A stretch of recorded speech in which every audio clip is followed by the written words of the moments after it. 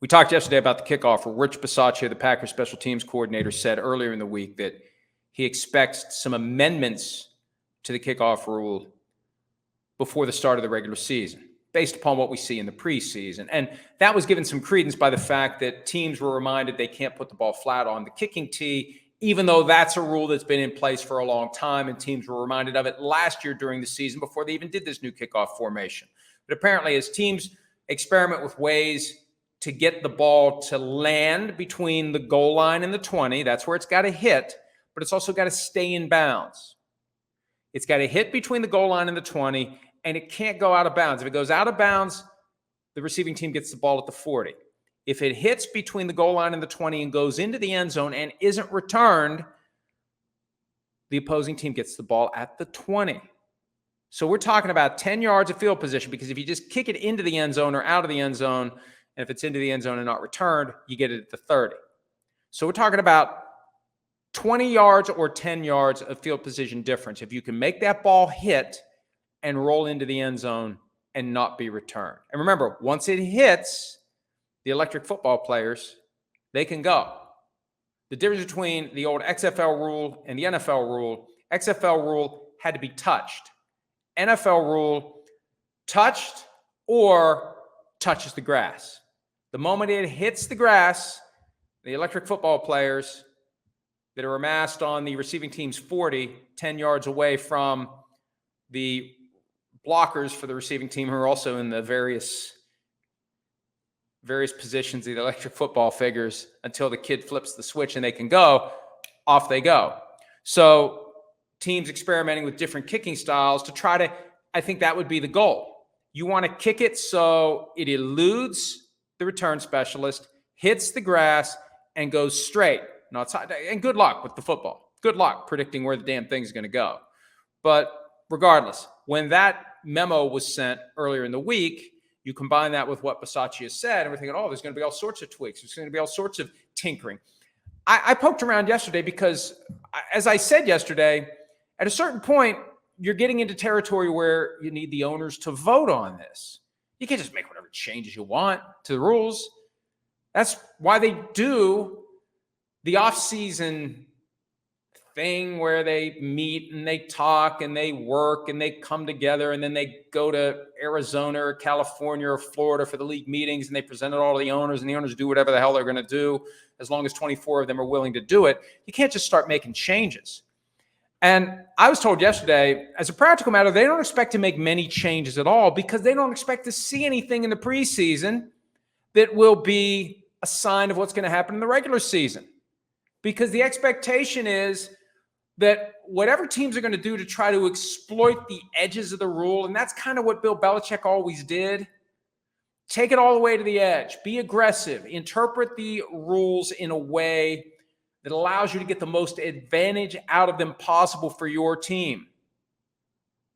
They don't expect teams to be showing their hand in that regard in the preseason. Sean McVay, the Rams coach, said basically the same thing yesterday when he was talking to reporters. You don't expect to see what teams actually will do as of week one in the preseason. On one hand, hey, it's a great laboratory for experimenting with all the things you can do. On the other hand, you want to keep teams guessing. And look, I know I always say throw out whatever happens in week one, because pretty much every team in the NFL is going to be far different by the time we get to week 18. But the outcome from week one can haunt you later. If you've been following PFT, PFT Live, PFT PM for any period of time, you know that the one red flag that I will plant based on week one is losing at home to a division rival, because you have to play that team later in their building. And if you get swept by a team in your division, good luck winning the division. Those are the only teams that should be like, oh, crap, after week one.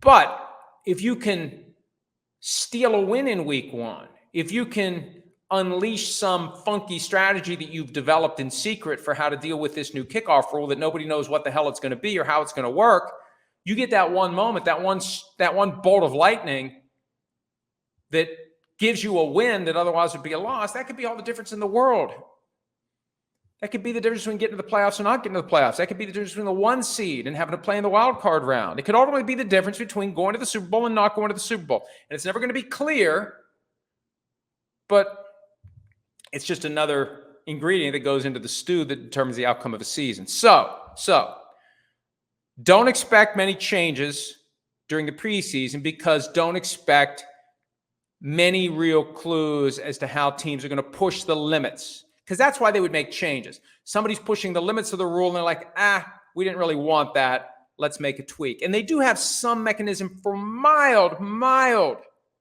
alterations. But one thing that's not going to happen, the thing that I've been talking about for several weeks now, the touchback point for kicking the ball into the end zone and it not being returned or kicking it out of the end zone, it's going to be the 30, and that's not going to change without a full vote of the owners, and they just don't do that. They don't like to change rules during a season. And maybe what we'll see in the preseason, teams don't want to show anything at all, so they're just going to kick it out of the end zone. And it may be that based upon 3 weeks of the preseason, we don't see many returns at all, and more people catch on to the idea that, once we get to the regular season, they're just going to kick the ball out of the end zone and they're going to concede the 30-yard line, because if they think the average position with this new formation is going to be the 28 or the 29, just give the 30 and eliminate the risk of a touchdown or another long return that puts the opposing team in field goal position right out of the gates. So if that would happen, then maybe the change that we see before week 1 is they do move it back to the 35. They want to breathe life into the kickoff play. And my big concern is by changing, and remember when they went to Florida for the league meetings, the proposal was the 35. They changed it to the 30. Once they did that, they might have set the stage for teams just kicking it out of the end zone. So you combine that incentive with the disincentive to show your hand, we could see a lot of balls getting kicked out of the end zone in the preseason. We'll find out beginning on Thursday night. It's just 2 days away with the Hall of Fame game.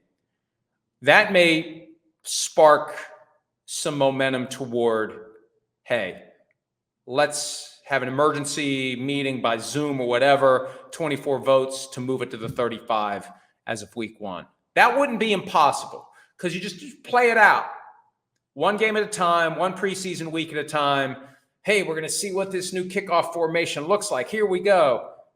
Oh, he kicked it out of the end zone. All right, here they're kicking off again. Let's see what happens here. Everybody's in their electric football formation. It's kick it out of the end zone again. That could become a groundswell among fans, among media, and ultimately among owners to say, maybe we should move to the 35. But that's the only way it'll happen. If all the owners get together and have basically an emergency meeting, because they aren't due to meet until October, and 24 of them are willing to tweak on the fly before week 1. Once the season starts, they don't like to make rule changes. They don't like to undermine the integrity of the season.